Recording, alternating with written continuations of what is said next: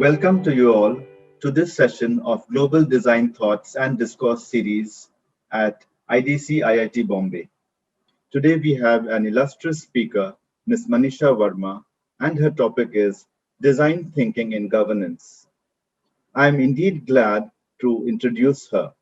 Ms Manisha Verma belongs to the Indian Administrative Service and is currently serving as Managing Director, Maharashtra Film, Stage and Cultural Development Corporation Limited.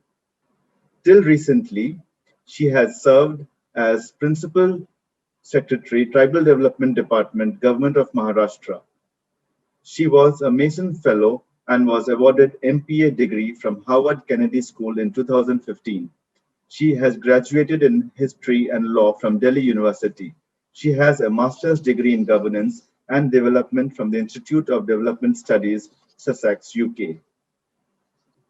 She has made a significant contribution in drafting progressive laws such as Food Security Act, Strengthening of Right to Education Act, Right to Information, Panchayat Extension to Scheduled Areas Act, PESA, and Forest Rights Act, which have been milestones in empowering ordinary citizens.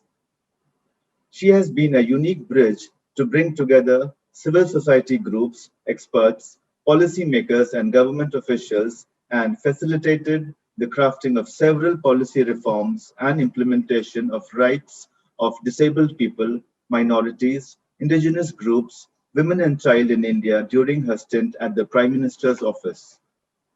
Ms. Verma has held important positions in the state of Maharashtra, including Secretary Accounts and Treasuries in Finance Department, State Director Higher Education Mission RUSA, Chief Executive Officer Zilla Parishad Thane, and Collector in districts of Amravati and Solapur. She has served the central government as Director, Rajiv Gandhi Drinking Water Mission, and Director of International Cooperation and UNESCO in Department of Higher Education, Government of India. She has served as Joint Secretary in the National Advisory Council, Prime Minister's Office in India. She has distinguished herself as an officer who combines within her the courage, compassion, and vision of a leader with the practical skills of an administrator. She has conceptualized and implemented several projects with multilateral agencies such as UNICEF for organizing women's SHGs, reproductive health care, and life skills in schools, UNFPA and ILO to bring education to out-of-school working children, IFAD for micro-enterprises and rural livelihoods, and World Bank for drinking water and sanitation. As CEO Zilla Parishad Thane, she initiated a campaign to galvanize Gram Sabhas, that is, village assembly, to engage communities in a unique experiment of decentralized planning and monitoring of development programs, which served as a model for state policy.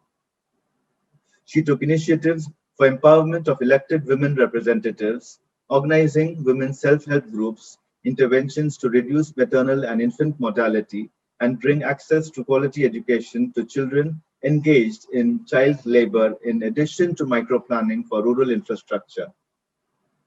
As Collector Amravati, in addition to streamlining land revenue administration and computerizing of land records, she focused on improving learning outcomes in schools, eliminating child labor, improving municipal governance, and organizing farmers to create market linkages to promote exports for organic produce.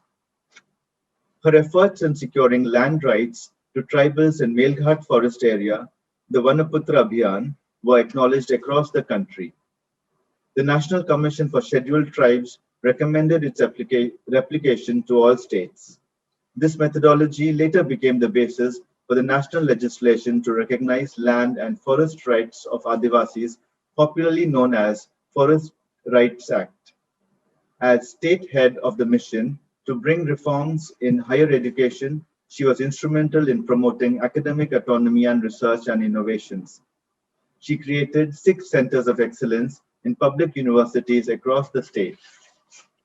In her previous stint as Principal Secretary, Tribal Development, Ms. Verma has taken numerous initiatives to reform planning and budgeting of tribal sub-plan and initiated special projects for the empowerment of tribal communities for improved education, healthcare, livelihoods, right to land, and participatory decision-making at the grassroots by the communities. Ms. Verma is also known for her principled and tough stand against corruption throughout her career. During her stint as Collector Solapur, she exposed multi-crore corruption and malpractices that had crept in the Employment Guarantee Scheme. She advocated for transparency in the execution of development works through a novel method of public reading of muster rolls at the village level. She has been the recipient of several awards, including Chief Minister's Award under Rajiv Gandhi Administrative Reforms for the year 2001 and 2002 for her initiatives for improving governance and deepening democracy through people's participation in the development process. She was awarded the Hubert Humphrey Fulbright Fellowship and A. Leon Higginbotham Public Service Fellowship at the Harvard Kennedy School. She has been honored by Maharashtra Foundation for outstanding contribution to public school. With this, I end my brief introduction about our speaker today. Without further ado, I hand over this digital floor to you, ma'am. Thank you. So good afternoon, friends. I'm very grateful to Professor Sandesh and all of you to sparing this afternoon to chat with me.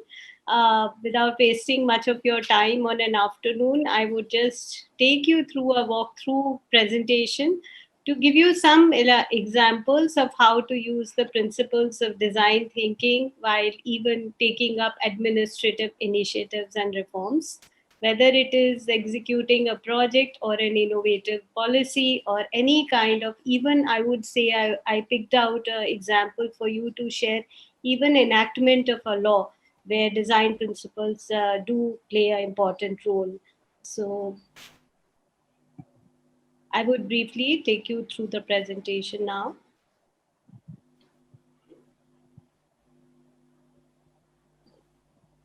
Let me just minimize the...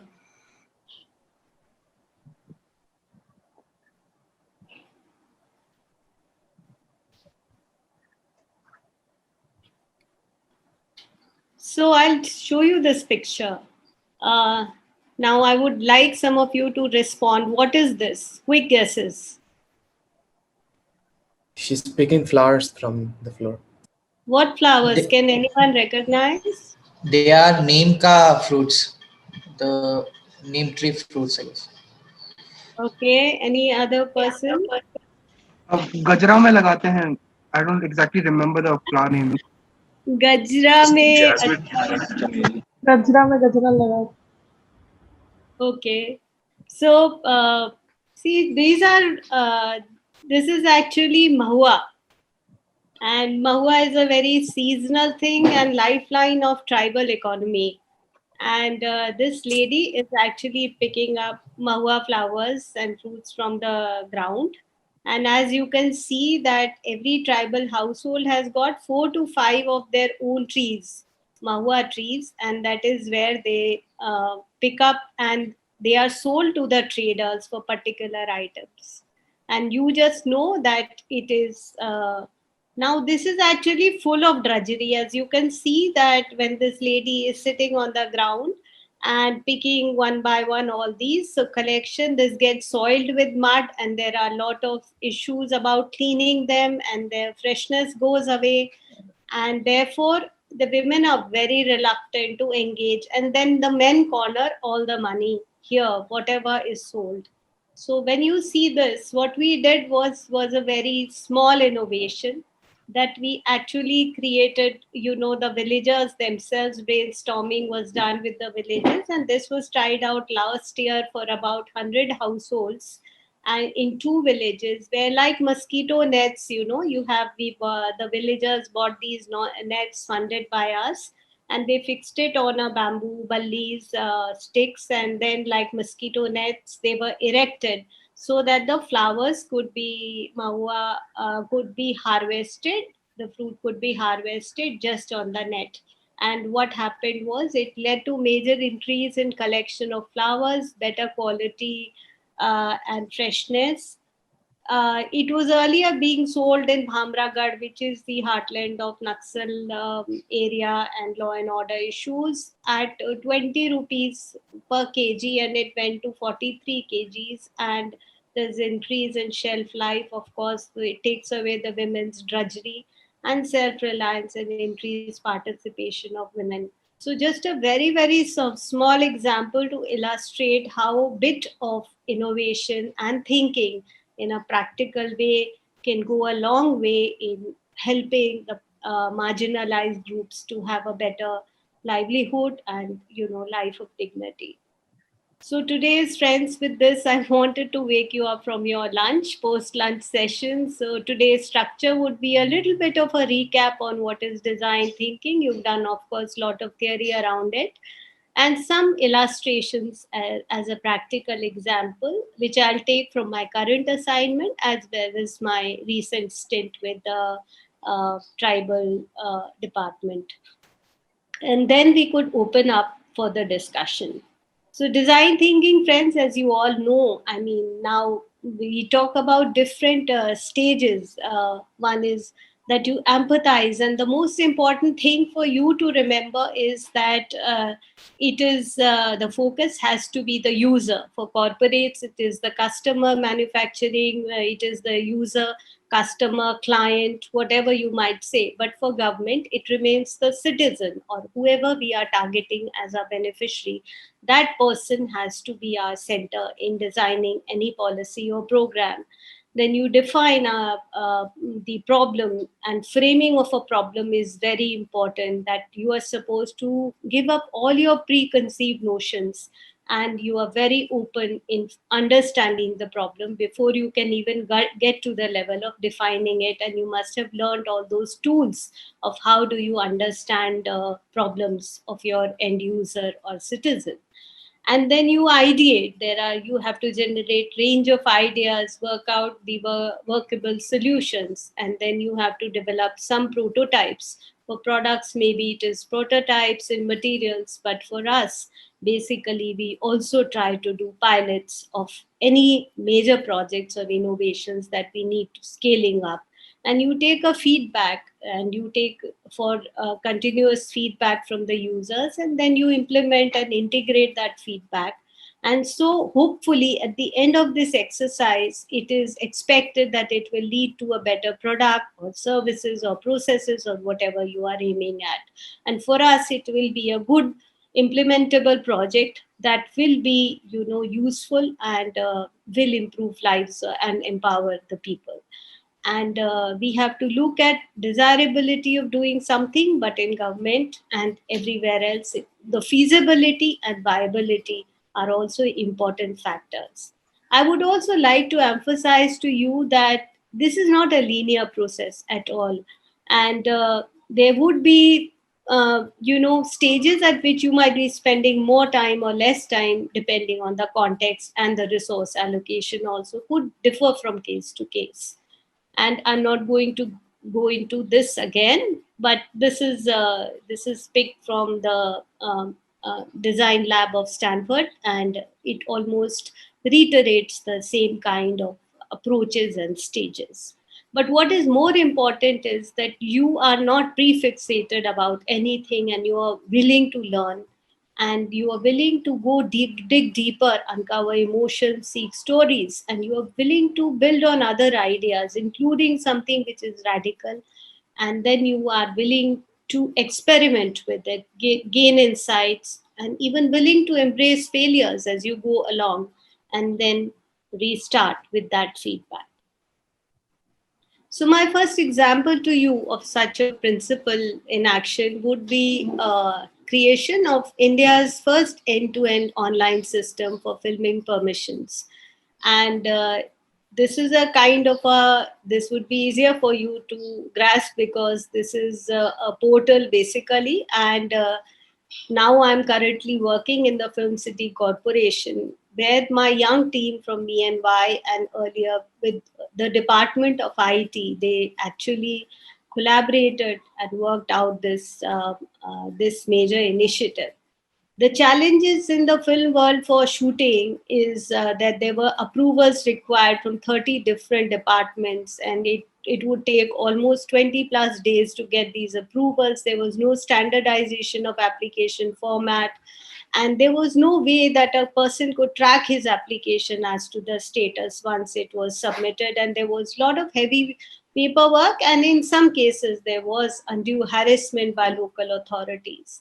And therefore the media and entertainment industry, it actually has a very crucial role in state's economy. You know, Bollywood is here in Mumbai, and we have the earliest film city, and the issues being faced by the production houses were recognized by the government, and the government mandated through a government policy that there has to be an online application system. And the corporation that I had today was the nodal agency to devise such an online system.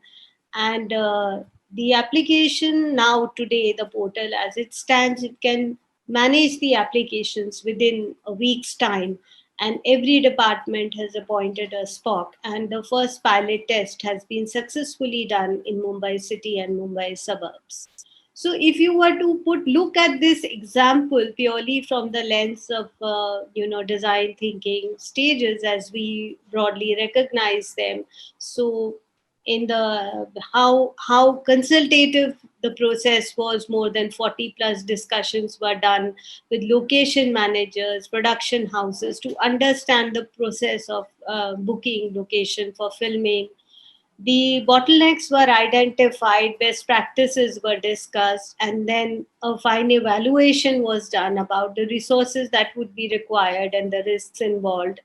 And then all the framing, because in government, when you are looking for solution, there are multiple stakeholders and multiple actors also. So uh, identification of issues which needed to be tackled in terms of uniformity of procedures, SOPs, terms and conditions, so that there is no discretion left, and there is a proper process engineering was thought through by defining the problems. And then a single window system was envisaged with minimal human interference and a timeline, with provisions and features for grievance redressal, and a common application form was created. There was a prototype which was then tested out, and it has multiple modules: education booking, refunds, query management system. Not only that, when you in government, when you are working out some innovation, it is just not sufficient that a product is designed or some policy is created. You have to also ensure that you create an ecosystem in which it is successfully rolled out, and that means capacity building at different levels. So the team organized almost 50 plus training programs and discussions with stakeholders, incorporated the feedback, and then the testing was done. It was launched last year, and major departments like BMC, police, traffic, forest, etc., are today onboarded on the system, and it is running smoothly. So now we are planning. Now, recently, we've taken a decision to add some more features in terms of GPS integration, inclusion of even private properties which are attractive for filming, and rescheduling of bookings. And we are going to, in phase 2, now concentrate on some districts which have historical or scenic value and are very popular destinations for shootings. We will cover them in an intensive way, and then in the phase 3 rollout for the rest of the state. So this is what will be the rollout plan now for the single window system in the film city. So after demonstrating to you an example of how the various stages of creating a tech product, say for within government, I will take you now this journey with me of experience sharing in tribal development department. The tribal development department, actually, not many people know that Maharashtra has a huge budget of tribal subplan, and we have a population of over 1 crore, 8 lakhs people who are tribals in this state. And there is a direct involvement of government department, the tribal development department, which where I was serving earlier before I joined the film city, is close to 5.5 lakh students that in ashram schools, which are residential ashram schools across the state, and hostels. So these ashram schools are give education from class 1 to 12, and hostels are created in the city and taluka areas to facilitate students to get access to college education, and they are funded and they live there and are given meals. So this is the kind of range of work that, apart from the government ashram schools, there are aided schools, and then there are CBSE English medium schools and many programs. But I will just illustrate with you with one or two examples of some interventions where you can say that some kind of usefulness of design thinking principles, you can see the application there. So one interesting policy and a paradigm shift that we did in tribal development was adopting DBT as a policy. So instead of purchases of goods, so we have around 499 ashram schools and nearly 1.83 lakh students, and they used to be given all their items of personal use, toiletries, soap, oil, shampoo, and name it, through a tender process. And there were a lot of issues and delays in procurement there, poor quality of goods, corruption in procurement, piecemeal supplies, and a bit of a patronage approach of who's selected as a contractor. And there were a lot of questions which were raised in the legislative assembly about each of these points. But when the government of India initiated DBT, means cash transfers to households or beneficiaries, the model that the government, state government, and GUI adopted was reimbursement based. Now, the issue is that if you go into applying the design thinking principle, if you actually step into the shoes of a tribal student, a first generation learner who's coming to an ashram school, or his family who is an agriculture labor or a marginal farmer, will they be able to procure? Do they have the purchasing power to actually procure the items and then claim all the bills from government? I think it would have been a strict no-no and a non-starter. The other issue that we faced was inadequate banking services in tribal areas. Then the whole issue of a tribal parent traveling to a bank for loss of wages, absence of full-fledged markets. Lot of people said, I mean, from where will the person buy and have a shop around to buy shampoo or something or stationery in the smaller hamlets where they live? Lot of political representatives who did not want to switch to DBT and had some reservations were raising these points that tribal people are alcoholic by nature, they are going to divert it to liquor consumption, or they are so poor, some families might go to other consumption needs. There's also lack of awareness and the big challenge of how do we open bank accounts of lakhs of students. So there was consultations, like we say, that we have to understand now. Once we are understanding the problems from the perspective of the our end user, which is our tribal student, we devised some different policy. We took a decision that we will give 60% of the money in advance. We will not follow the reimbursement model. And this timeliness, we timed that we'll give this money before the summer vacation so that the children have time to do their shopping and buy things. And we took a huge campaign for awareness building involving the students, the parents, the teachers. We did a pilot initially of linking. We were ambitious. We thought that we will also, at this time, when we are linking, when we are opening banks and accounts, we will also do a Aadhaar linkage.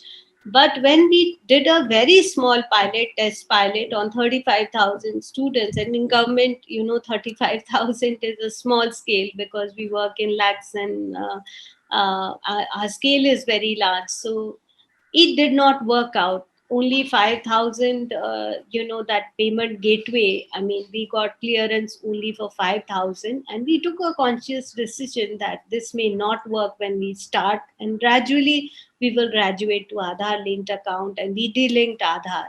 We also decided in that pilot stage that we are going to give discretion to very remote ITDPs, say Taroda, Bhamragad, Gadchiroli, Melghat in Dharni. These are the places where the bank branches, or there could be issues in doing a direct cash transfer in the first phase. But over 2 years of period, the whole department, all the ITDPs have now successfully migrated to DBT. And you can see, I mean, some of these pictures, the visuals, you can see, if you had earlier seen, our children had never seen shoes. They were like, there were no proper dresses. The quality of school life was extremely poor, both in terms of amenities and education. And now you're seeing that children in one of the pictures on the down left, they are flaunting their passbooks. So it's a financial inclusion is an empowerment for the students. On the right side picture is actually a group of students who had created their children's parliament. And if you remember, there was a flooding that had happened once in Kerala, and the children from that school actually collected some small money of 500 rupees, and they contributed, and we sent to the government, state government, as a gift from this ashram school. And on the top right, you can see the children actually showing their DBT products and the PT dress and the house dress that is procured by students. You can see what a beautiful and heartwarming sight it is.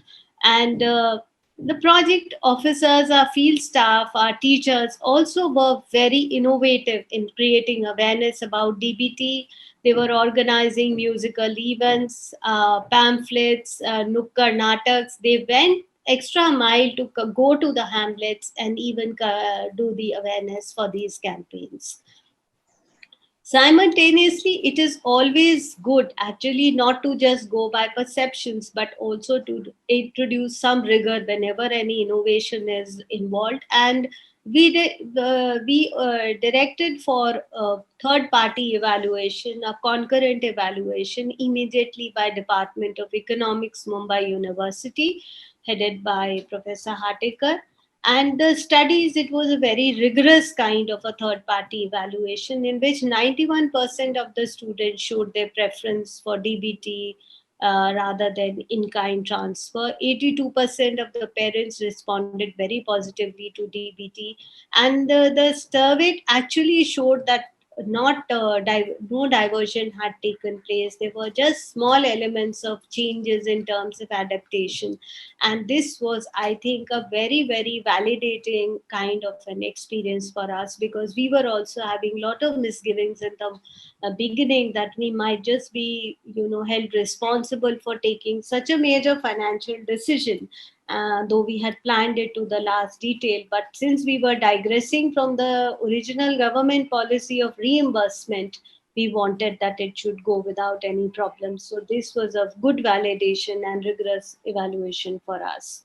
The outcomes have been timely supplies ensured by timely disbursement of funds. Quality was ensured.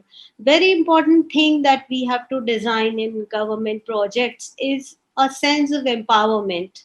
So a self choice, for some of these students, even going to buy a school bag or their own PT dress or their own stationery or their own colors, these children have never ever experienced the shopping experiences of their life. Leakages were plugged, all entitlements were given at one go. There was a trust building, immense trust building and goodwill that happened with the parents and students.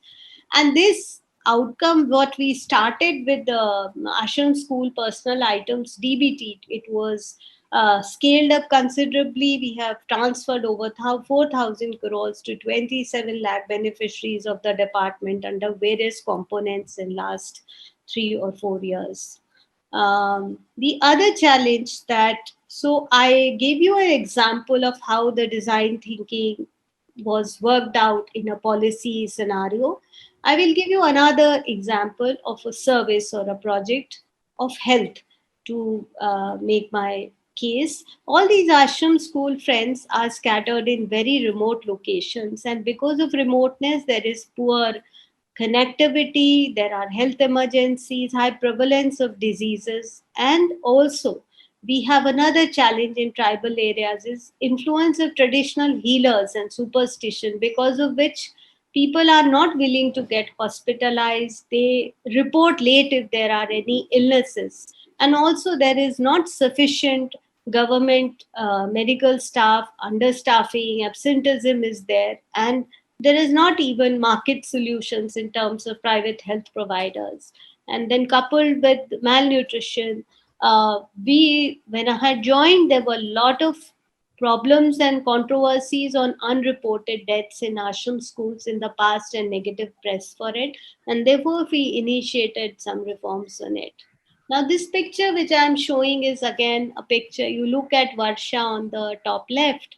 She just went in May after 6 months of treatment during in for cancer in Tata Memorial, and I was visiting her in the hospital when this picture was taken. When she left also Mumbai, I had called her and her parents over meals for at my place. And this child is now recovering well, studying well from home, and because of shutdown of our schools. And recently, she sent me a very nice drawing of. Corona virus and a human figure combating, boxing the coronavirus. So I would send to Professor Sandesh later on. It was such a beautiful drawing that she had done. And then you have the second picture, Chakoli's mother. This girl had her food pipe and windpipe was joined, and she was breathless, and it was a congenital problem which was not diagnosed earlier. And Apurva, unfortunately, we lost her, was another child who was suffering from bone cancer and passed away a few months again. And down below, you see the on the left side, uh, survivors of snake bite, and this was a viper, a poisonous viper, and another child, Preeti, who has done a open heart surgery and is now she's well, and from ashram school in Nandurbar district, Taroda, which is extremely remote. If some of you have ever visited Nandurbar, and Taroda is even a remoter taluka with hardly any connectivity or facilities there. And so these, why am I showing these pictures? That this is what we have now been able to achieve to not only diagnose the cases of our children who have been unwell and are suffering from some congenital diseases which were earlier hidden and invisibilized, and getting them treated in the best of places, taking care and sending them back to their homes, villages, and schools. And how did we do it? We actually came with a solution.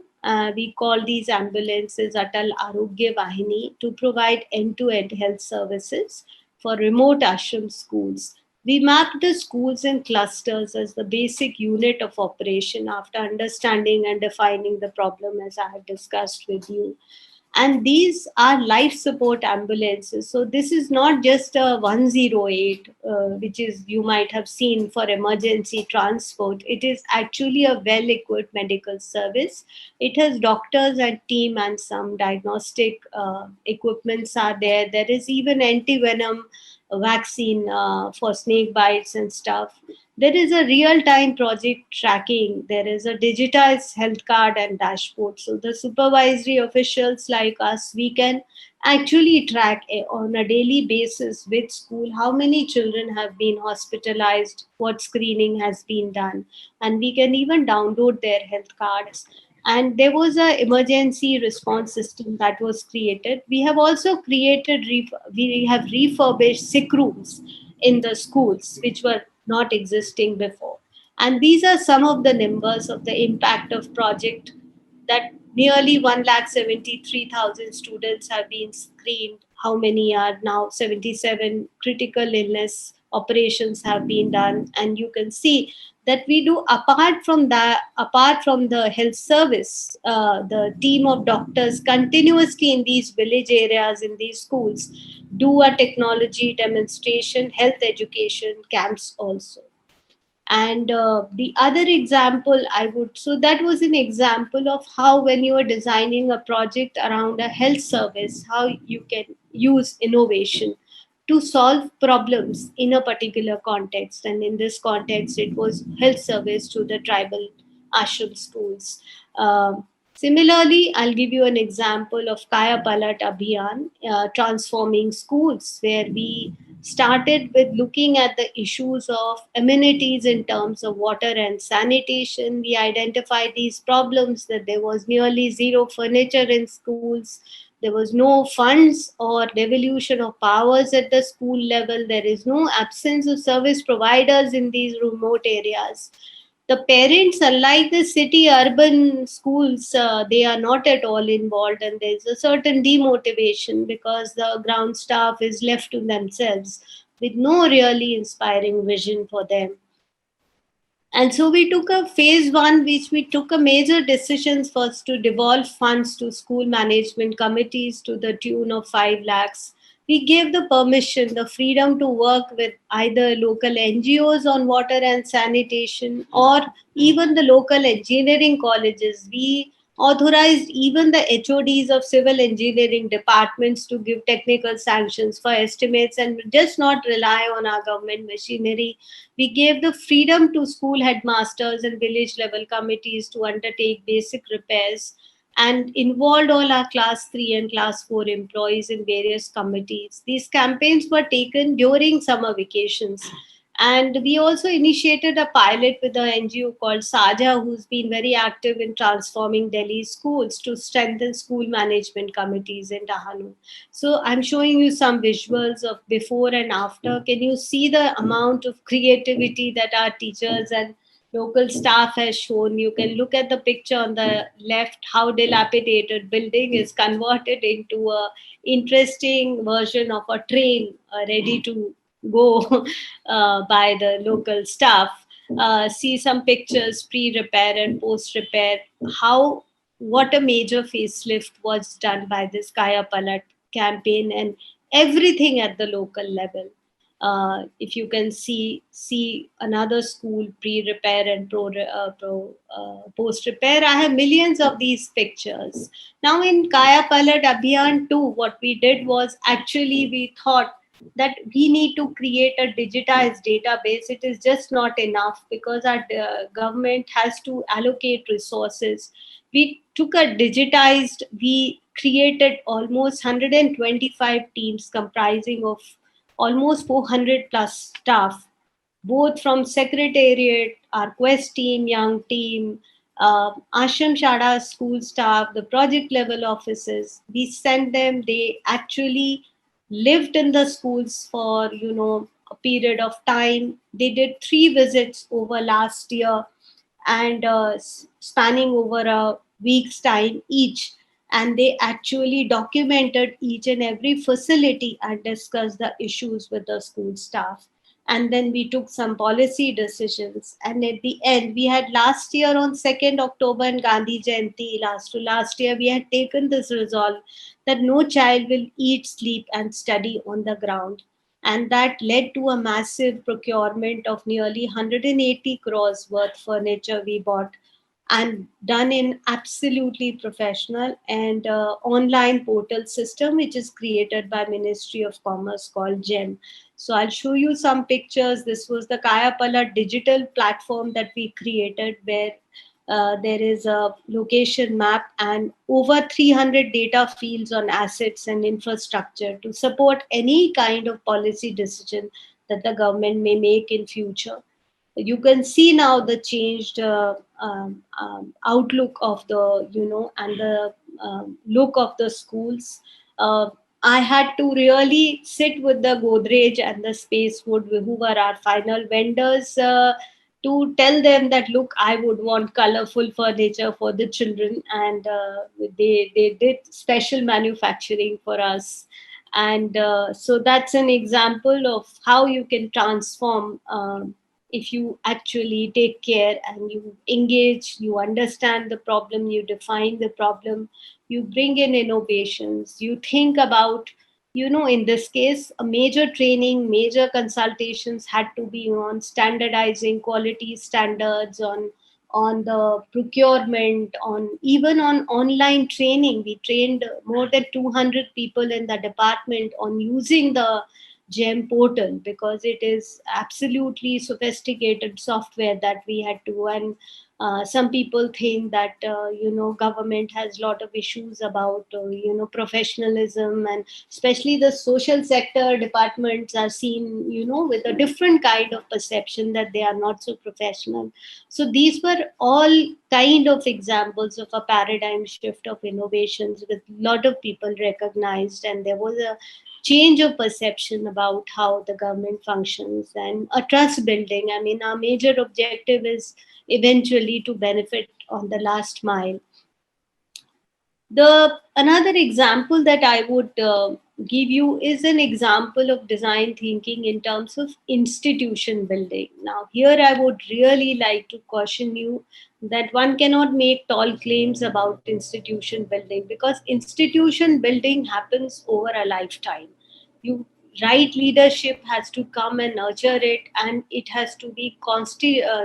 There has to be a continuous kind of inputs have to go to nurture an institution. But one humble beginning I made was to recognize that in the department there was lack of training and skills of staff. There was no induction of professional manpower, because government department people do have some in-service training. They have very rich experience, but all the new tools of policy analysis, planning, and especially leveraging technology, they are not so good in that, and therefore they also need a support from outside. And routine allocation of funds were happening under the state and the central assistance grants. We also did not think ever in government, in the department, of creating think tanks or have academic collaborations for research. And therefore, what I thought was that let us create a center for innovation planning and evaluation. We called it Quest, and the idea was to create a center which would help us gradually to take towards innovation enabling policies and create effective implementations and knowledge partnerships. So the focus was on evidence-based planning, quality of education, think tanks, take up some novel projects under central assistance, create tribal livelihoods, and create monitoring frameworks. And we did almost more than 30 MOUs with different knowledge institutions. We took up innovative projects with organizations that had expertise. In fact, some of the examples that I have given you, like Atal Arogya Vahini or Saurabh must have talked to you about Central Kitchen, and even collecting the database and planning for Kaya Palat, all this then began to be supported by the Quest team. And we had a lot of CM fellows and interns who joined us. There were some professional experts. We also had the advantage of advisors and mentorship of experienced government officers. And the other way we did was strategic partnerships, leveraging IT and creating some governance structures around it. For resources, my thought was that we had some unspent monitoring and evaluation funds from GOI, which we could imaginatively deploy. And then we would gradually, as we scale up and take big projects, the management costs could be built in the big projects, and we could also create some corpus. This is the picture of how Quest was inaugurated by then CM in April 2018. Over 2 years, it's a beautiful space in Kala Ghoda. If I would invite, if any one of you would visit, of course, now I'm no longer there. And almost in a period of less than 2 years, 133 brainstorming sessions were conducted, and many projects on health, education, livelihoods were incubated there. So this is another example. Now, would you like me to continue, or should I stop here? Any response? I have a few questions to ask before you continue. Okay. Professor Sandesh, this is my last example of a law which is based on design thinking, but I can skip that and go straight to the interaction. What is your advice? No. I would advise for us to continue this going really very good. Let us finish the whole presentation of all the case studies you have or all the slides you have. Then we can come with you with the questions. Okay. Does that work for you, my dear? Who was asking? I couldn't get Yes, your ma'am, name. it does. That's It fine, does. Yeah. Samantha. Yeah. Okay, please. Yeah. So I'll go by your professor's advice. I have no issues in taking the question right now, but just wait for a while. So Forest Rights Act. Why? Because you are all youngsters. Some of you might be working in bamboo, and there has been a long fight to get bamboo as recognized as a minor forest produce, and for people to get community rights established for bamboo. So uh, so the and even for tendu, the bd lobby, the contractor bd manufacturing lobby has been so strong all these decades before this law was passed. So this is one law that the urban city students or even administrators do not know much about, and I thought I'll tell you that this is a good example of design thinking in its enactment journey and implementation process. Why I'm telling you about this is also because of a little bit of a personal history. I mean, uh, the context is that this law actually, and this is a picture of one of the, you remember the long walk, long march that there were some tribals who had done, organized by the left parties, coming from Nasik and congregating in Azad Maidan. If you remember, it was all over in the news some time ago. So this is a picture from one of the persons who had walked from Surgana in Nasik. It's a very remote area, and I was interacting informally with the people on that Azad Maidan to understand their issues, and I took his picture because it was so expressive.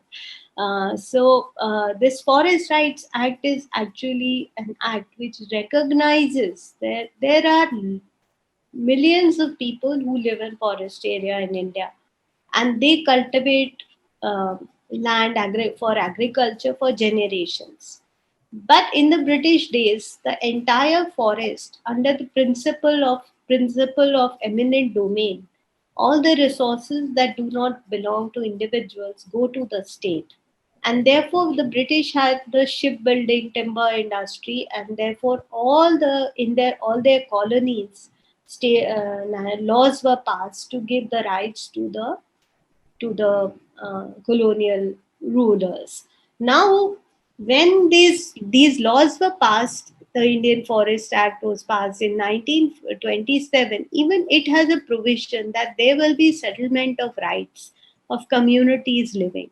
But actually, on the ground, most of the country did not have any settlement of rights.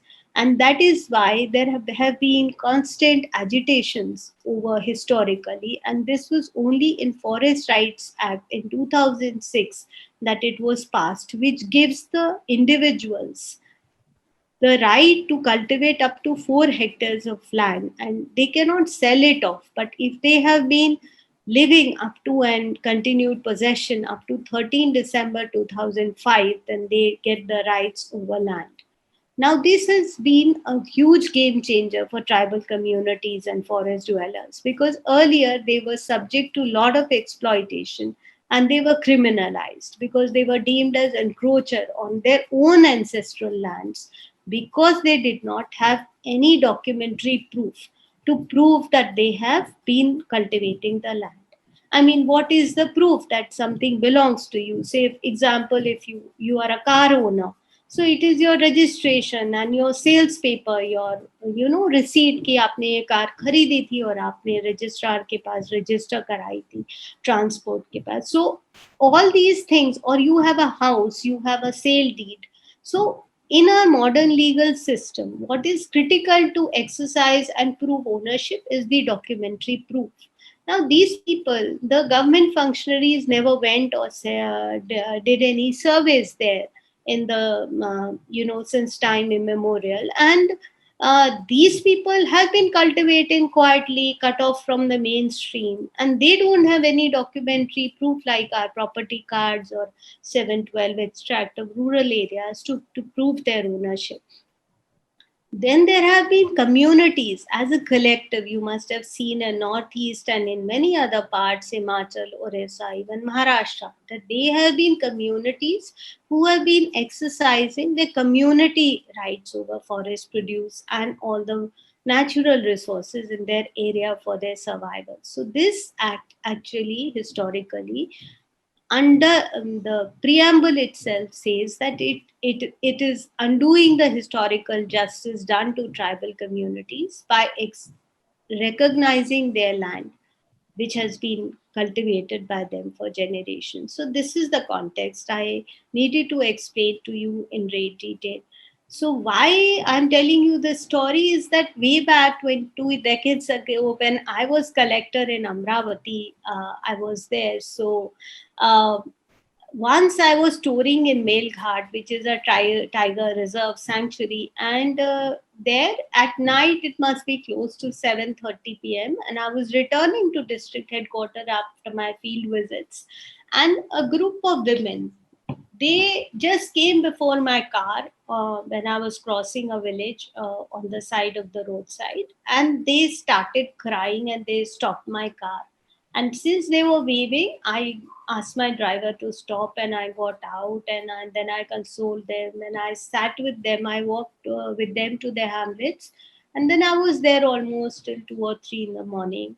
And then I listened to their stories, and they told me that their crops are due for harvesting. Their standing crops are now being destroyed because the forest people have department people have sent elephant, to raise the crops to the ground because they are encroachers, and they were given notices to clear that land. So without any kind of comment on and the forest department apparently was under an understanding that they are saving the forest resources from encroachment, which is also a very valid point. And these days, conservation is very important. We talk it in terms of climate change and preservation of forest resources.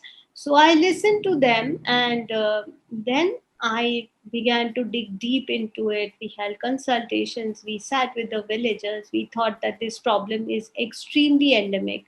And then we came up with a solution. We worked out a methodology. That time, this law was not there to recognize rights. So we took workshops of sarpanches, we set up a village level committees, and we decided that we will prepare documentary evidence for the people, for the forest dwellers, by taking testimony of the village elders and the Gram Sabha's resolution and spot notes that people will testify, the village elders from the village itself will testify that X and X I know has been cultivating land for so many years, and we would do the measurement of that record, and we will make some entry of it in our land record system. And this is how we, at that time, at my level, we try to protect them from being evicted from their lands. This methodology, interestingly, after so many years, then there was a morcha at the state level where some people, activists and NGOs, cited this example of what was done by Collector Melghat at that time. And therefore, the state government called me, and it was adopted as a state policy to regularize encroachment in forest areas. So many years later, what was done in a small locality to find some solution to a problem of forest dwellers, of lack of documentary evidence, that methodology with some adaptation was taken up by the parliament in its enactment of Forest Rights Act. So that is the interesting journey that I have seen in my own life, where an innovation that you do to solve a people's problem on the ground, actually gets, it's a very, very rare story where people, it would go and get, legislated as a national law, of course, with a lot of changes. But the crux of the matter that Gram Sabha is the authority to, initiate the process to determine rights and natures over land. This is, to my knowledge, the only law in the world which does that. And from Gram Sabha, it goes to SDM level. From SDM, it goes to the district level, chaired by the collector. Now they have, for appellate, they have recently, the honorable governor has notified divisional commissioner also, and then there is a state level monitoring committee. So this is the story that I wanted to share about the design of a law, where you can, once you have understood the context, frame the problems rightly, and then try to actually sincerely seek a solution for it in a design that will work for your last user or the beneficiary citizen, then it can be very, very empowering experience for them. And then we did a lot of innovations in implementation of the act. Maharashtra has been one of the leading leaders in implementation of this act. We deployed, I'm talking now of the journey from this thing to implementation. We try to give new vigor to it by having FRA coordinators, trainings and workshops, and even create, what is very interesting is 2 years ago we created a diploma course for the people. So the villages, over 7,000 villages in Maharashtra have got forest, community forest rights, apart from the individual patta holders, which are close to 1.8 lakh households today. This community forest management diploma is worked out with Mumbai University. It covers legal and conceptual framework for CFR management, principles of economics, accounting, even technology use of GIS mapping and geotagging. The village volunteers, the ones who have been trained, are so wonderful that they can actually do the biodiversity mapping in a very, very scientific way, which amazes even the forest officers who are trained in the National Academy, Forest Academy.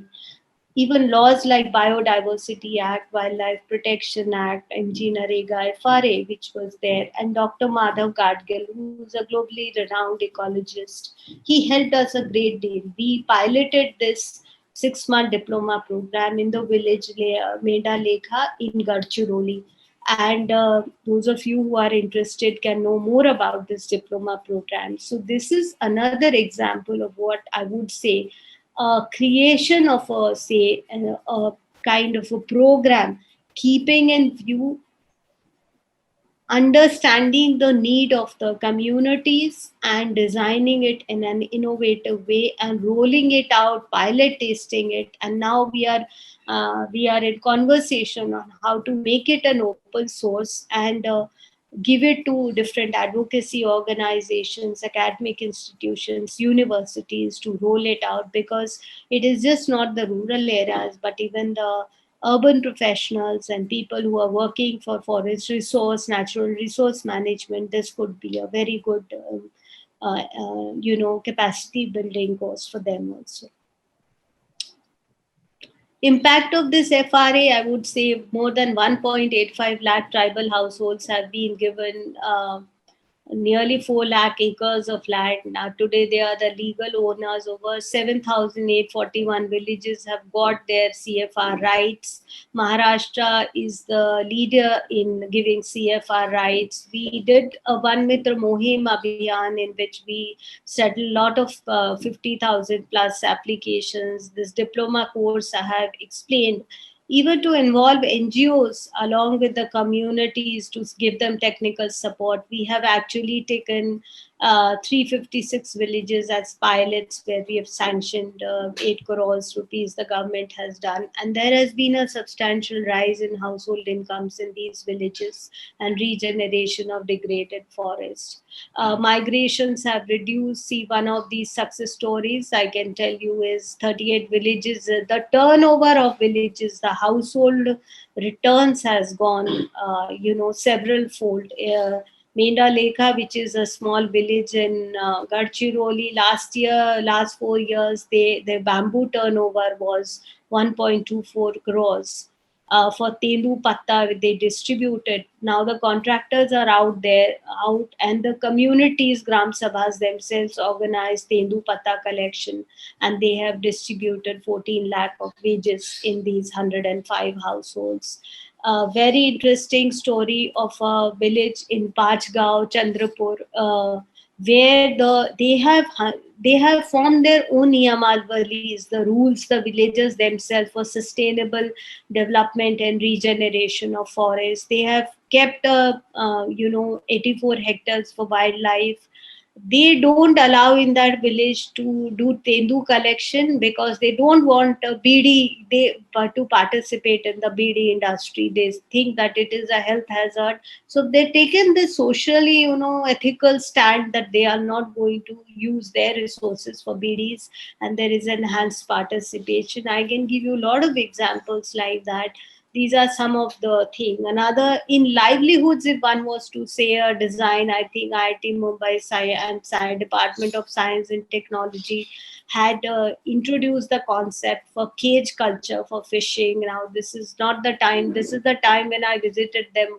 It was a seedling time, and then when the seedlings become big, then you have a rich harvest. Just a simple design. I showed you Mahua, and this is an example of cage culture where you just kind of create small plots in the river itself, which is by these drums, kind of metallic frames and wood frames, and then you put nets there, and then you actually, like agriculture, you actually put seedlings and you put the food, and then there is a very rich harvest of fish that happens in a very small investment, and the whole village, the households participating, do very good business.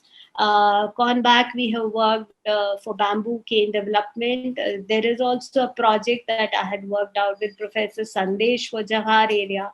But with Gone back, we had done it for 400 rural families who are the youth are being trained in creating modern furniture, contemporary designs. And there is a whole ecosystem of training and production center and market linkages, and a cluster approach is being taken. Some snapshots of those initial trainings happening at Sindhudurg with the tribal youth. So let me come to the end of my thing, because you have been very, very patient with me. So by giving you some examples of design thinking, how I have tried to demonstrate to you that the fundamentals of design thinking, whether it's a deep commitment to solve and serve your end user, your client, your citizen, that commitment has to be really deep. There has to be a willingness to understand the problem from the person's user's angle. I told you, like example I gave you was DBT, that if we had just blindly followed the government policy on reimbursement, there was no purchasing power for our tribal students or households to buy their stuff and never claim, from government. You have to let go your assumptions, preconceived notions, even sense of superiority as experts. So this example, very small example of Mahua collection, of just putting the nets, did not come from any, experts, or say people who are trained like you. It came from the villages themselves, as the people were sitting and brainstorming. But somebody has to facilitate, somebody has to put in the resources, and very often you can co-create solutions in consultation with the users themselves. And right framing of problems. Why it is important is because your solution take you to, the better your definition of problems and understanding of context is, the more relevant will be your design for your the intervention. Say example in Atal Arogya Vahini, where I showed you ambulances. Normally, what is the thing of a health system?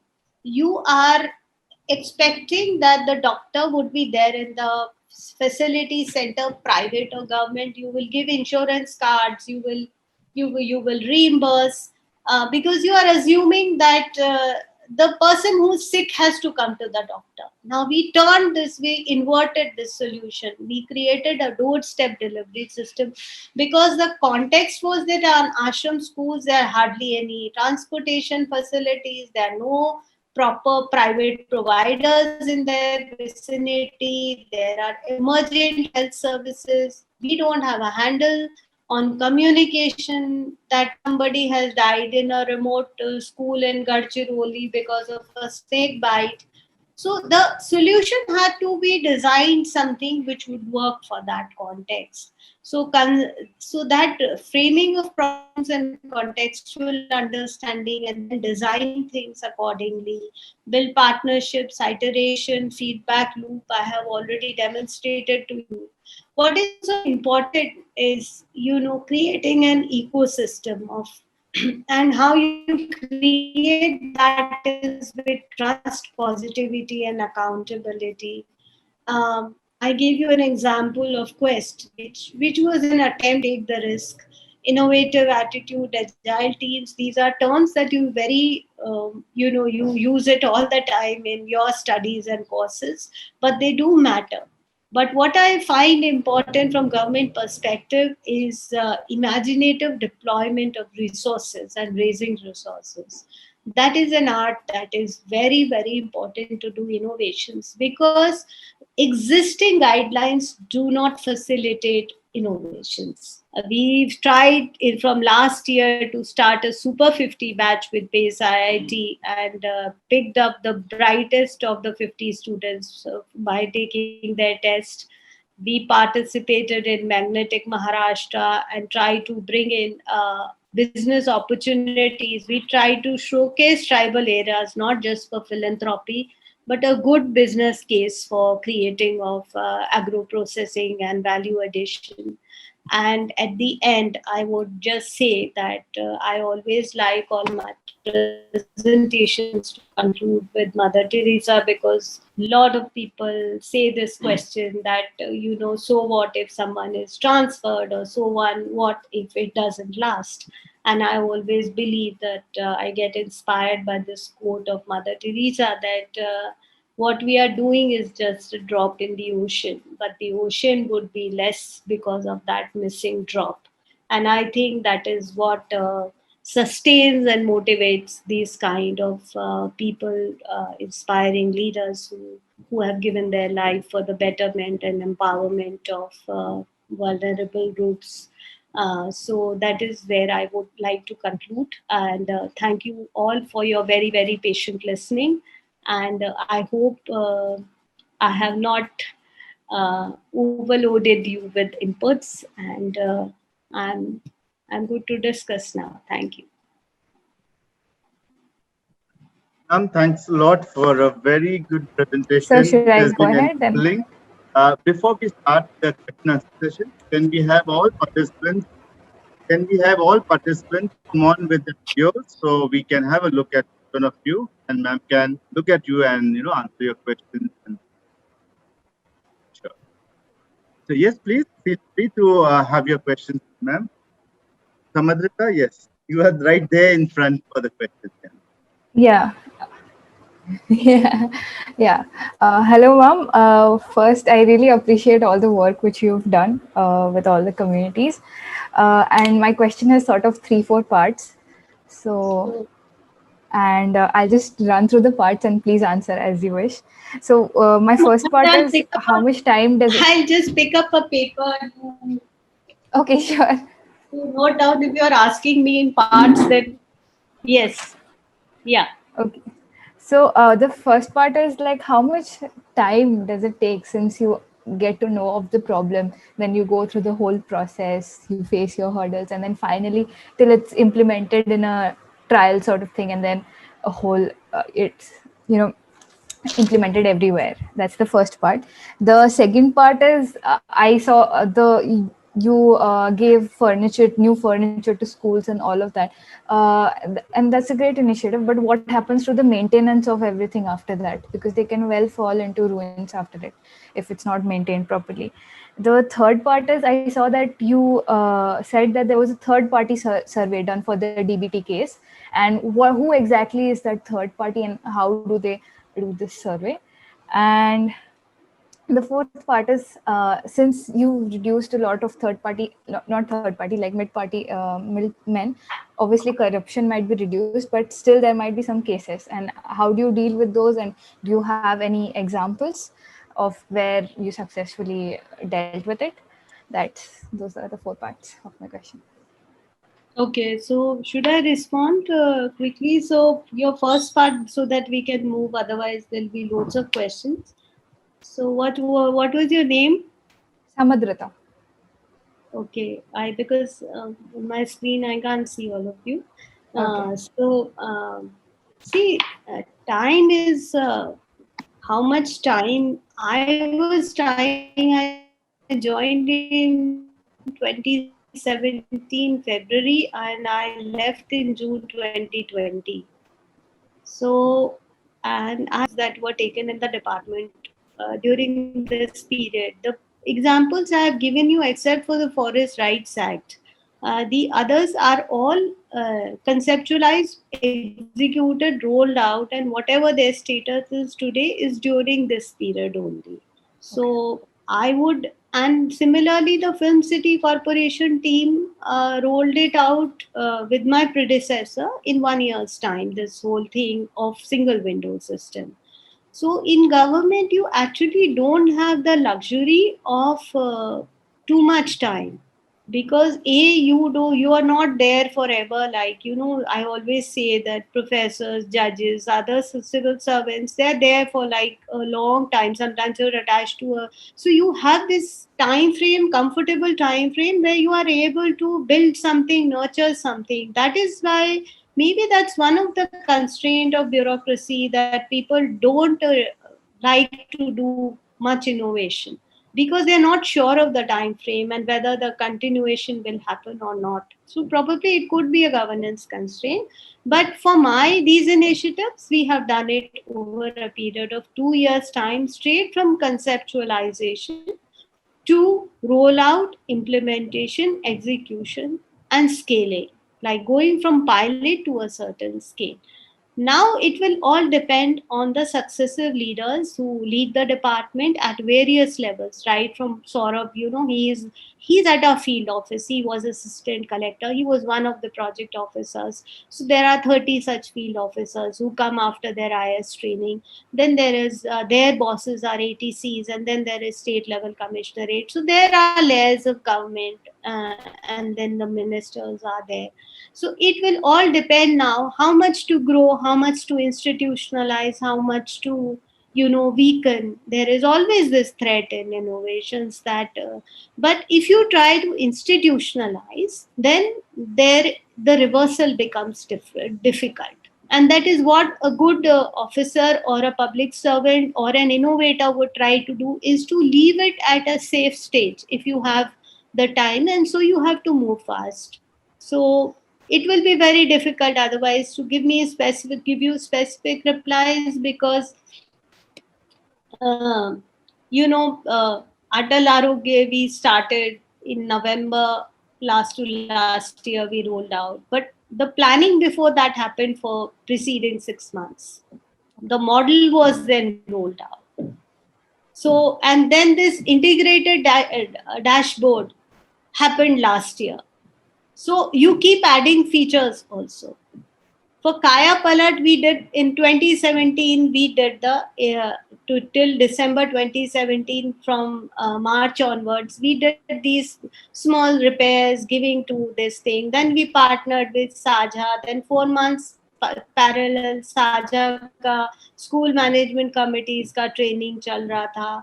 उसके बाद we decided on GEM that we will go for procurement of furniture. Now we've cleaned up our schools, whatever, the reconstruction part we can't do so soon, but whatever best. We had removed the clutter. There were schools, dilapidated, old furniture, and rooms were, occupied. So when our teams went, we cleared all those things. We उसको मराठी में निर्लेखन कहते हैं, उसका भी GR निकाला, that how do you throw out the junk, because even junk the headmasters can't sell on their own. So we had to make a state policy for that also, to remove the junk. If I have to tell you the operational details, I mean, one can write one book on each of these things. And then when you are doing that, then parallel you are negotiating and working out. Then we did IT trainings. Our first pre-bid conference for GEM procurement was actually, we had booked the computer lab of Pune University when we called the national level bids for telling our requirement. And all this logistics plan of how our her second question of how this would be maintained, because we did not want, today furniture comes in modular thing, so even fixing the furniture, even that tying up that it has been commissioned, it is just not dumped at the school locations.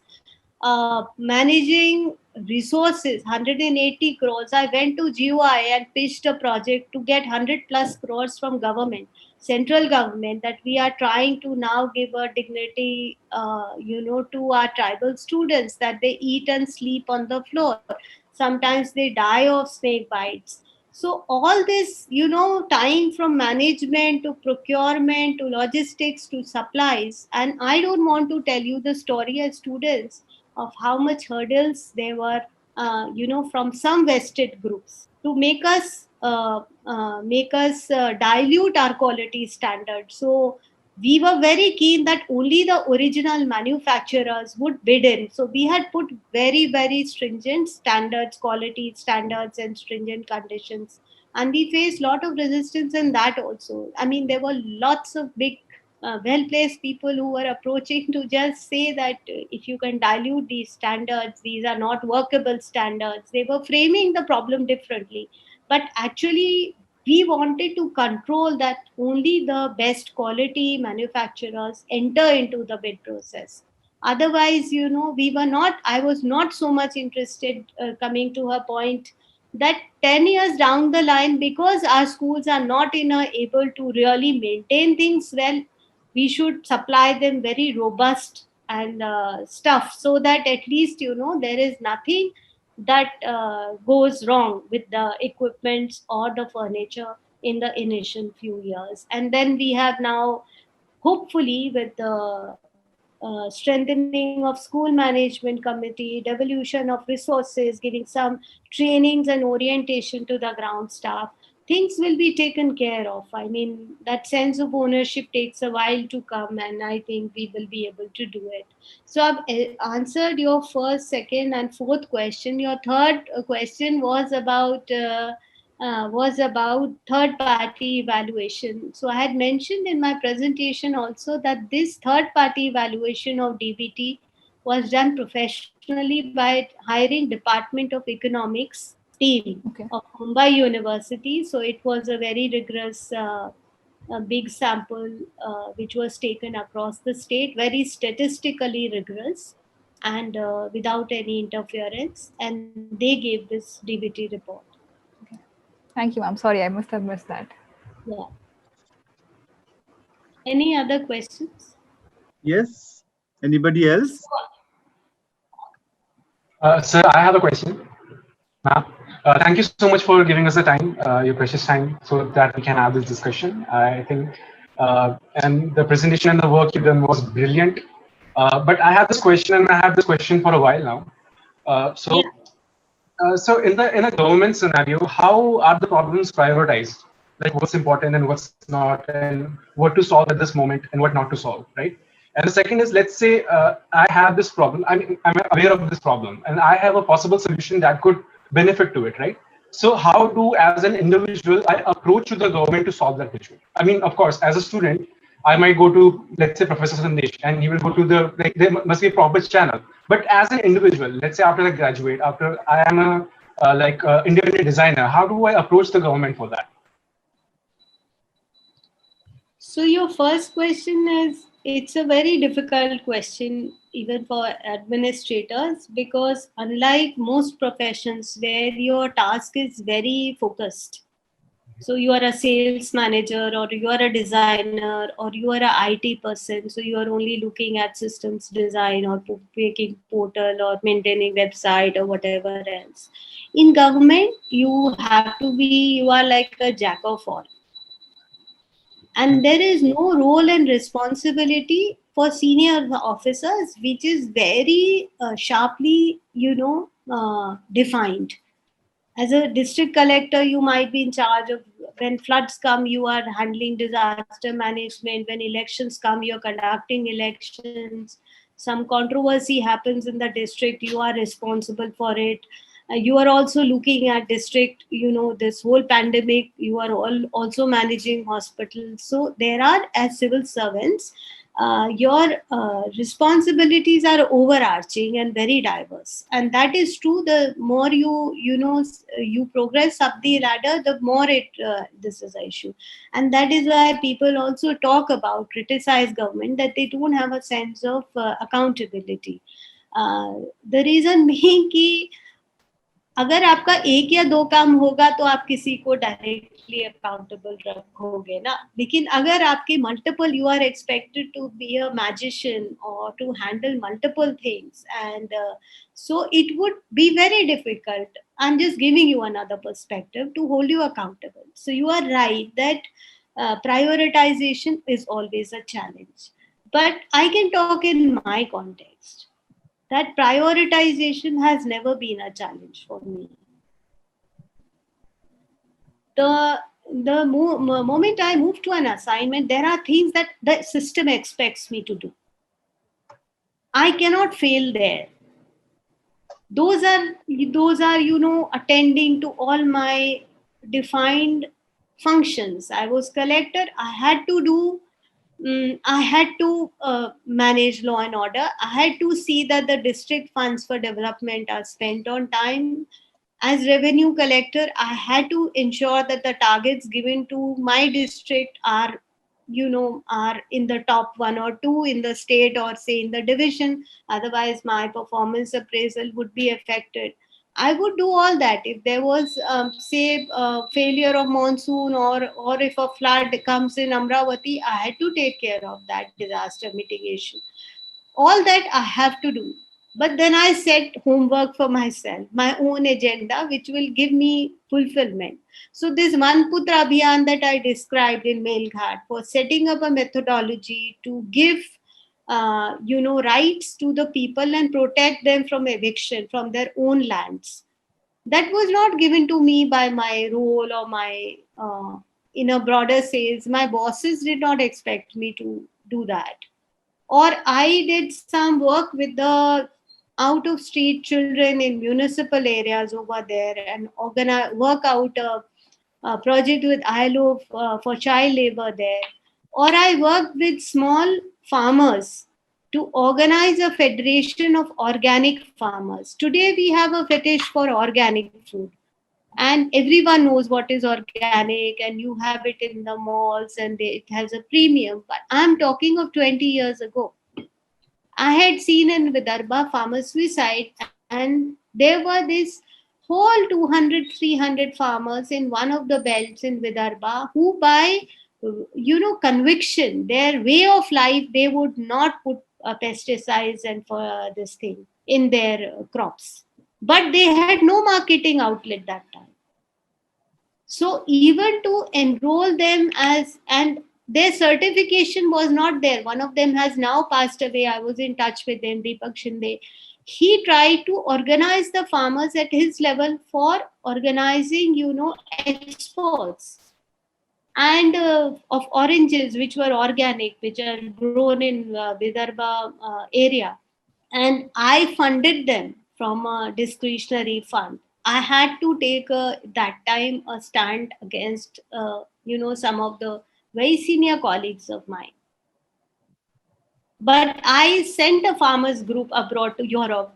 I try to organize them. I try to create, certification mechanism for organic produce, which was not available at that time, in a very, very rudimentary way, in the way that was possible for me.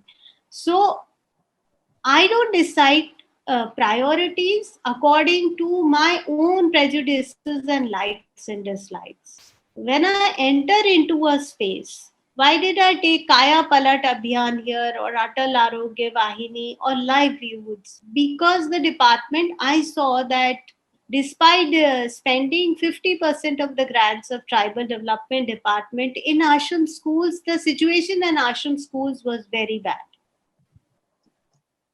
And education and health are the foundations for building human capital and so-called knowledge economy. If you're not investing in people, and half of your population, more than half, 70%, 80% of your population is, there's a digital divide. They are not even educated. They are not even going to colleges. They are not keeping healthy. How will you turn around the economy of this country?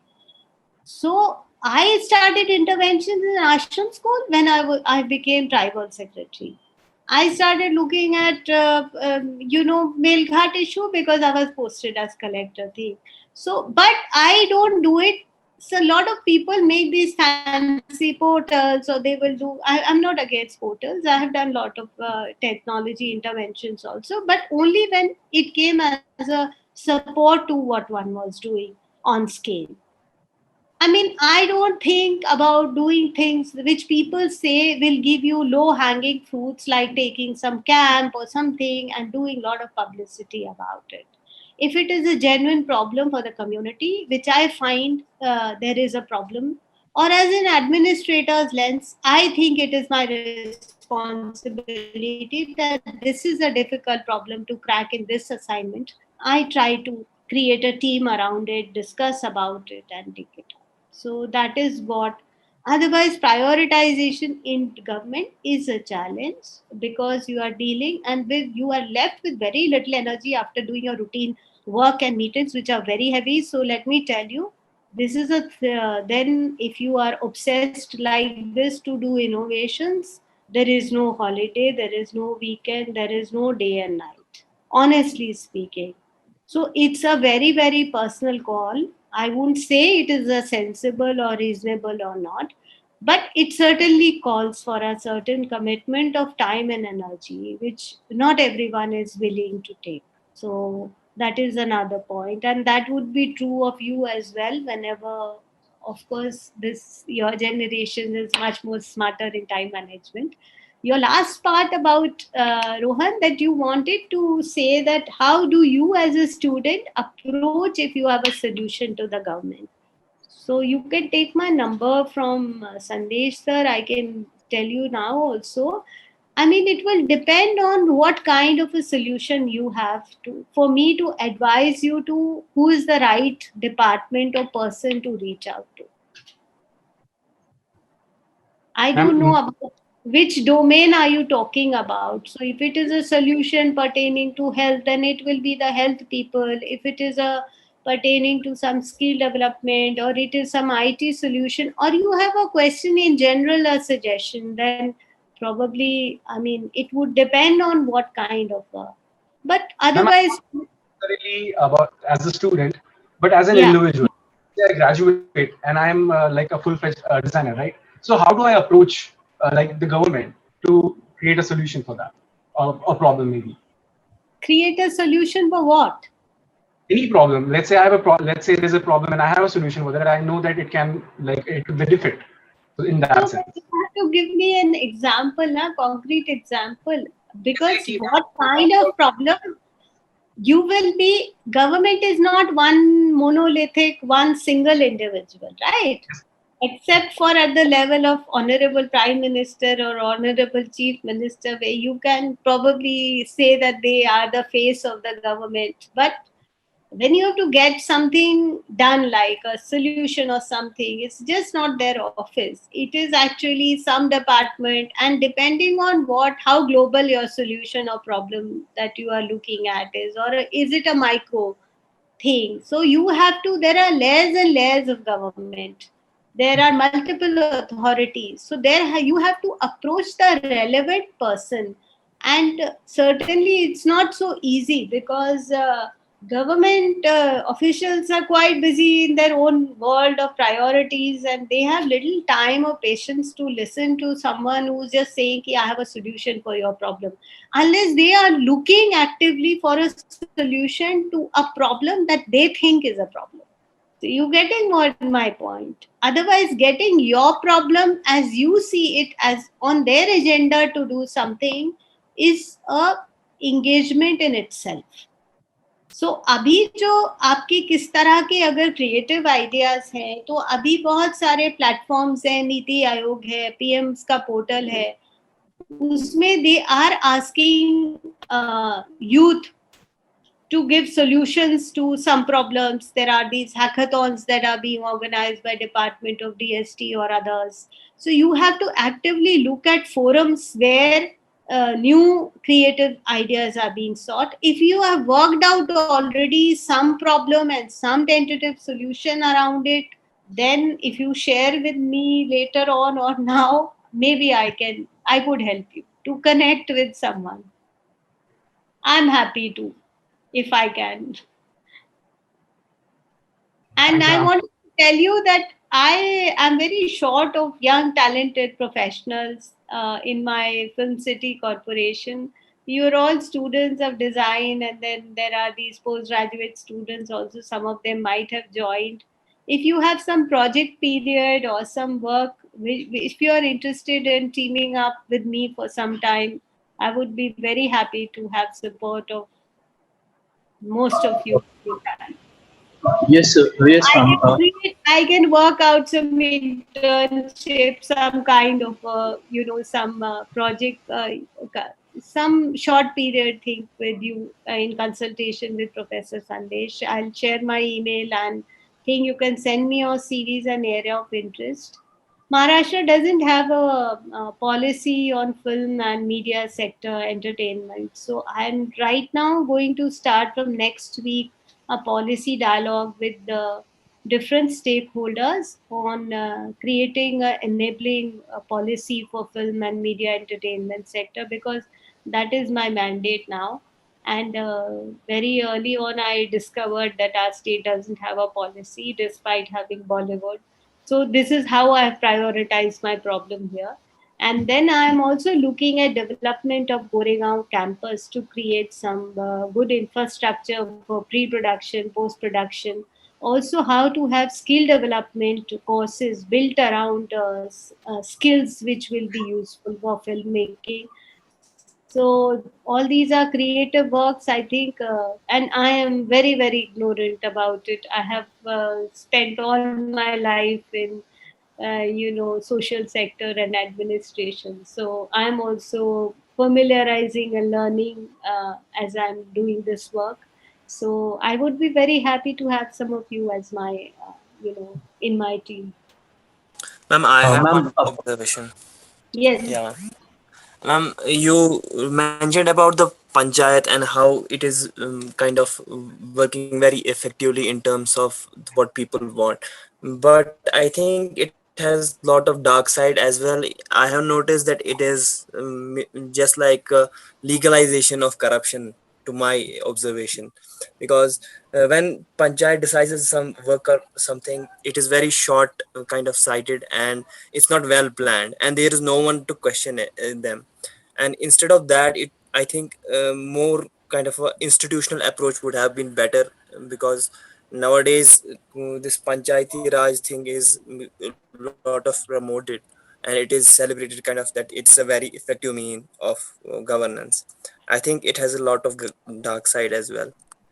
Who is speaking? Sorry, what's your name? Where are you? Ma'am, my video is not available, but my name is Zulkarnain. अच्छा, आप कौन से state के हैं Julka? J&K. J&K, okay. So in J&K, the Panchayati Raj institution is a very recent phenomena, right? Hmm. there are two things I don't know how much appetite people have for long explanations. My sons get fed up of me, so I'm not very sure whether all of you will have the Let patience, me please, because these are very, ma'am, may I kindly come very in and assure you that, all the clarifications and doubts that people are asking for is being very patiently heard, and they're all digesting it slowly. So we would really love to have you for as long as you can have time for us today. So okay. So the example that I showed you was not about Panchayati Raj. First thing, I told you about Gram Sabha. Now, what is a Gram Sabha? A Gram Sabha is a collective of all village voters above 18-year-old. Okay, so it's a collective body. Now, I use the word Gram Sabhas in context of Forest Rights Act, where people come together to discuss that who amongst us has been cultivating this piece of land for so many years and has not got right, so we should recommend it to the district authorities. So that's a Gram Sabha. It is not the elected few members of Panchayat which you are getting equating it with. Gram Sabha is a last level, grassroots level collection of all voters. Now, these laws of Forest Rights Act and Panchayat extension to Scheduled Area Act, which is called PESA Act, is actually created for tribal areas, which are called scheduled areas, scheduled villages as per constitution. They are given special powers to determine rights because it is recognized by lawmakers that the tribal people communities had an oral tradition of collective decision making and sitting down together to decide their issues. So, A Sarpach. Okay, that you should be very clear. Gram Sabha is all voters. Panchayat members are elected by the Gram Sabha to represent them in Gram Panchayat office and above. Okay. Now the second thing is, I agree with you that there are problems with Panchayati Raj system. That some people who have got, if the Gram Sabhas are not active, if the villagers are not, see, it's a question of deepening democracy. If people, citizens of that village or Gram Sabhas are not holding their Gram Panchayat accountable, there will be distortions there. People will take money, people will not share all information with the villagers, and they may hijack some resources for selfish needs. So there could be corruption there, and there are corruption. Now there are southern states in general, in Kerala and all, the panchayats have been the catalyst for all local level planning and change. There are very strong traditions in Karnataka, in Maharashtra of Panchayat Raj system. Now, in some states, it is in northeast states, they don't call it panchayats, but they have their own traditional structures of self-governance, where it is called Gram Buddha, and there are old people they are, by consensus, they are nominated by the community, which do a lot of decision making, making the district administration very weak in northeast, because everything gets decided by the communities at a local level. So there are differing levels of democratic structures. Now you have to choose, do you junk it because something is not working well, or do you strengthen it? That is the whole question in governance. So the answer lies in deepening democracy, in holding these people, getting them out of power next panchayat elections. The people feel they have not lived up to their mandate in whatever village you are talking about. Probably you are talking about your own village or your own state, and then building capacity building of people who are coming to power. This is a collective responsibility of the state government as well as whatever training institutes you have. I don't think the solution lies in actually throwing, the baby out of the bathtub. The solution lies in rectifying whatever weaknesses are there in the system, because whatever said and done, अब राजा महाराजा से हम लोग elected government में आ गए, elected government को अब हम कैसे अकाउंटेबल बनाएं, फिर सेंट्रलाइज पावर स्ट्रक्चर से हम लोग थोड़े डिसेंट्रलाइज गवर्नेंस पे आ गए, तो पंचायती राज का कॉन्सेप्ट आया कि you can at least you have some representation at village level. Now you have to improve that. You have to take it further down to engaged citizenry or the voters at the micro level. That would be my response to you. I agree Yes, that ma'am. there are distortions. Actually, there is a lobbying in that when you say Gram Sabha, that only those people who are idle and they don't have any job to do all these things. Suppose there is some guy who is well educated and he is working in some job, and he is not able to attend those meetings and all. So I think previous system, which was like more institutionalized, was better So I'm system not than aware of we the are currently previous seeing. system of JNK, how village communities were there. मुझे थोड़ा उसके बारे में जानकारी नहीं है, लेकिन ग्राम सभा Okay. की जब मीटिंग होती है तो वो हमेशा नहीं होती, एक क्वार्टर में होती है एक बार.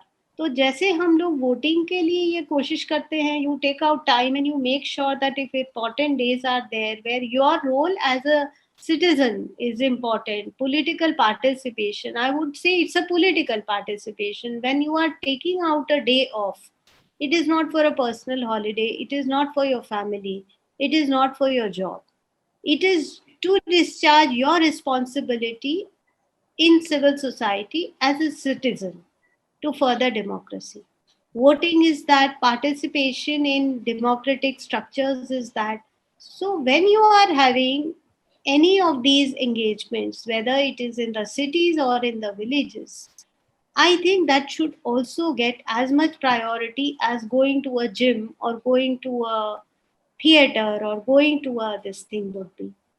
We cannot be bystanders and then blame the system. We have to engage with it to reform it. That's my very clear view on this. And we can't be just critics, and this is not about JNK. I'm talking this principle in general. Engagement is the only key to reform, and responsible engagement. That would be my view. Now, if maybe JK had very strong democratic tradition before, and the Panchayati Raj institution has not been able to do justice to create a good alternative. I'm not very informed on that.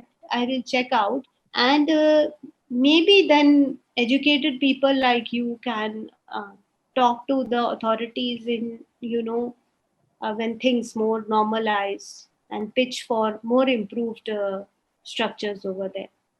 That is what I would say. What I replied to you was in general. It was not so much particularly to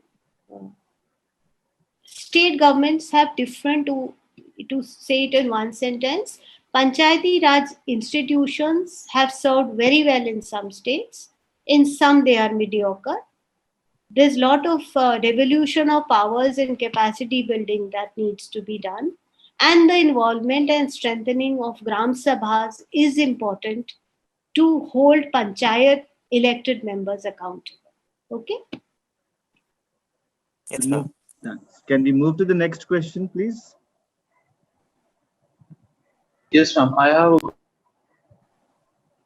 So I'm working on several social sector films currently, ma'am, and have more planned in the future. Okay. My question is, like, first of all, I would love to work with you. And Wow. as I talk to sir, What's your name? Seminar में My name is Anubhav. Yes, please. My name is Anubhav, ma'am. Here. Yeah. Anubhav, yes, go ahead.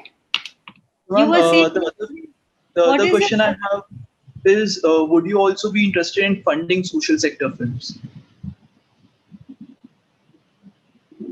I would love to, but I am not so resource rich as I was in my last assignment. There, I could have done so much for if there was a tribal film or something. Here, I have just recently joined. There are some schemes run by the Department of Culture which are there for Marathi cinema. Now, to create a space for social sectors schemes, we will have to work out. But we can always connect and we can work out. Honestly, there's no ready source of fund right now to an existing scheme for giving funds for this. But regional cinema के लिए scheme है, ये मुझे मालूम है. But one can think about it. Let's meet. I mean, depends on what the budget is. Yes, I'll please. share the project with you after the session. Yes, yes, sure. Thank you, ma'am. Yes, any next person, anybody else, please? I think we close within 10 minutes now Sure. by 4:30. So Yeah. can we have the next two queries or last two queries, if anybody has? Because I don't want people to leave before, in No, they front aren't. of me. They are here. They are here. So the whole batch is here. So Yeah. No, I'm not worried, but everyone should, there's a limit to what people can absorb. Sure. Yes, please, anyone. I'm happy to engage with you as long as you are. Otherwise, I will start asking you questions. Ma'am, you must be aware of the Tata Memorial Hospital, right? Ma'am, you must be aware of the issue with Tata Memorial Hospital. Yes. Cancer patients are forced to live on the footpaths and they don't have the proper bedding and all. Yeah. So, ma'am, is there a solution for that the government is proposing or something? You are talking for the patients. Yes, ma'am. The attendance to the patients. No, ma'am. The cancer patients that there are, and because the Tata Memorial Hospital doesn't have the bedding, right? So the patients who are there, the cancer patients, are forced to live on the footpaths actually during their procedure of treatment. So that's one of the issues I came up with actually. I'm not very sure of the funding pattern of Tata Memorial Hospital in detail, honestly speaking. But I do know that, apart from the Tatas, now there was also a PPP model that was being thought of. I had attended one of the meetings which I had overheard, during the interim period, where there was a discussion happening about creating a huge facility in a PPP mode for cancer patients in the town.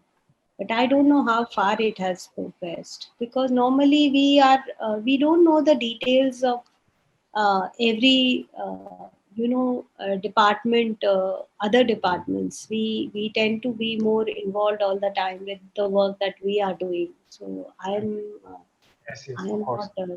But this is an issue in general about there is a case for giving better resources, just not to Tata. Even if you go to JJ or you go to AIMS in Delhi, all government facilities, there is a paucity of, there is the facilities are being several times the design and the amenities they were supposed to be the tertiary sector super specialty places, and sometimes they have become just the first or second level referral also. And Tata though is obviously needs certainly a big boost in terms of support, in terms of resources. It is anyway created from a philanthropic trust. I don't know what is the share of government. May I come in, ma'am? Yeah.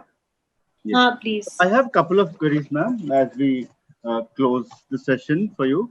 The students over here are thinking on various lines of, say, doing an internship or a project or a work or whichever way.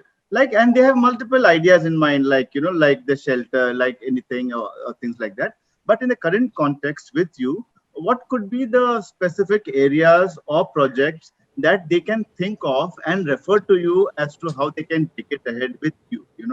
So one query was general as to how do we deal with governance, how do we approach governance, and look at what we can do with government agency. That was one, and you have answered that adequately, sufficiently.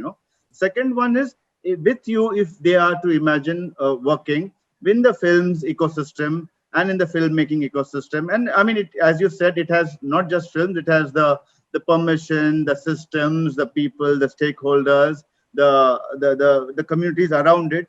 What could be the few areas that they could look at, if you can suggest? So, as I said, that I'm just a few weeks old there, Professor Sandesh, and I'm in the design thinking. I'm still at the first, or the intersection of first and second stage of exploring and defining and understanding myself.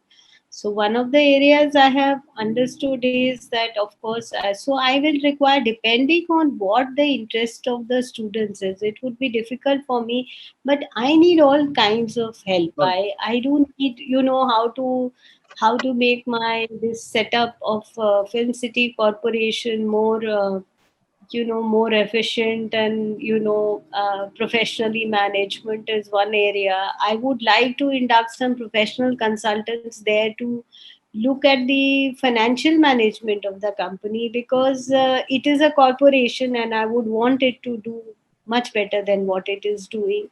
I would want to look at it from a viewpoint of how we can creative ideas to utilize the existing infrastructure that is there. It's a beautiful green campus of 500 acres.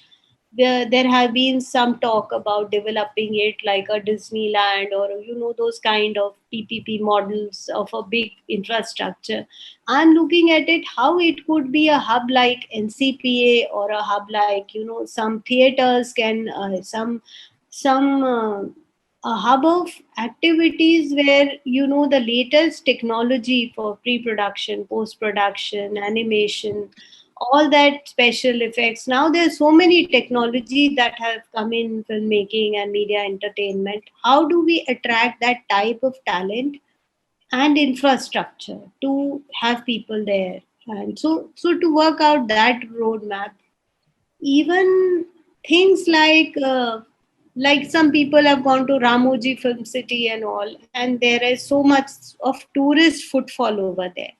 Now, I would want suggestions to have a better experience of visit for tourists to, whether it is by designing brochures, or by some kind of small videos, or a better tourist experience. Because there are sites, when if you go with the security guard, they will say कि यहाँ पे वो कौन है, माधुरी दीक्षित ने वो देवदास के यहाँ पे कैंप लगे थे, यहाँ पे वो खड़ी होती थी, यहाँ पे वो जो आपने कौन कहो ना प्यार है या कौन सी फिल्म है. I am very poor in recreating myself, so for me it's a new thing. But many of the things that the visitors think was shot in, say, Maldives or in some fancy islands, are all creation in our film city. So those sets were put up and then they were demolished, and there are these locations.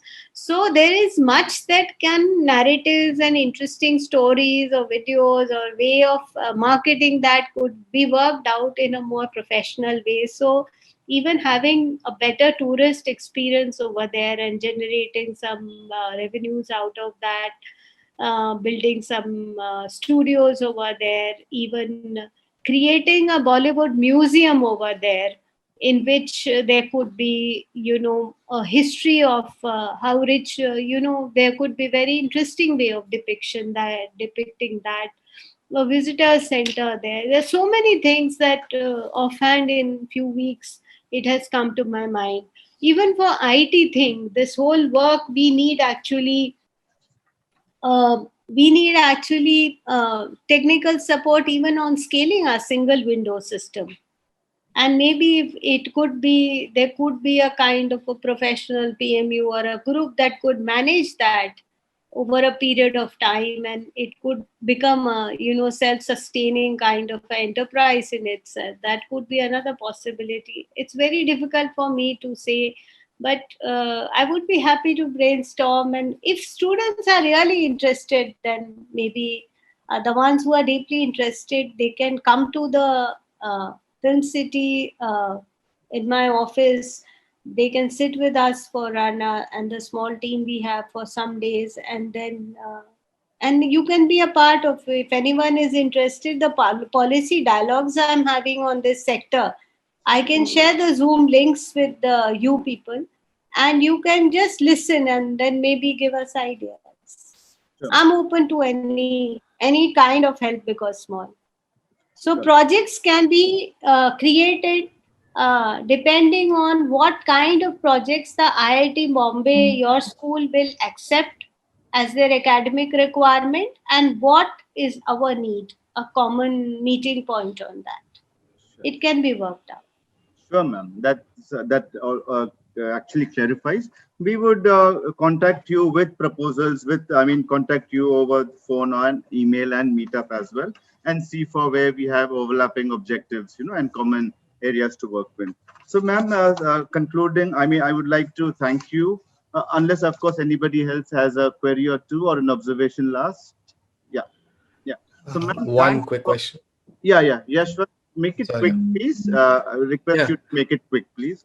Yeah. So about, like, if I have some really cool idea, like I'll place a net to capture the flowers or these fruits. But the problem being, how do I make my money off that? I know I'm doing it for a good cause, but like as a person, I really need to live off the revenue I generate for myself. So how do I make money for such minute designs, or should I even not really consider that?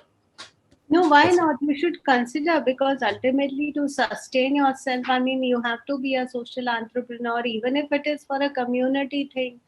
But I'm not the best consultant for it unless you engage. I'm always interested in brainstorming with people, or I'll connect you depending on what exactly are you wanting to go into. You gave the Mahua net example, but what exactly are you going to design, and you will have to explore those in that sector. I am not at all advocating that. See, my job, I'm being paid by government. Right. And but still I'm having that mindset that if something has to last, it should be self-sustainable. It should sustain. But I also recognize as an administrator that there are things that you invest, and that is an invest is for building human social capital. It is not to generate profit to the government immediately. Now, when I'm heading a film city corporation, I'm looking at the balance sheet and the profit side of it.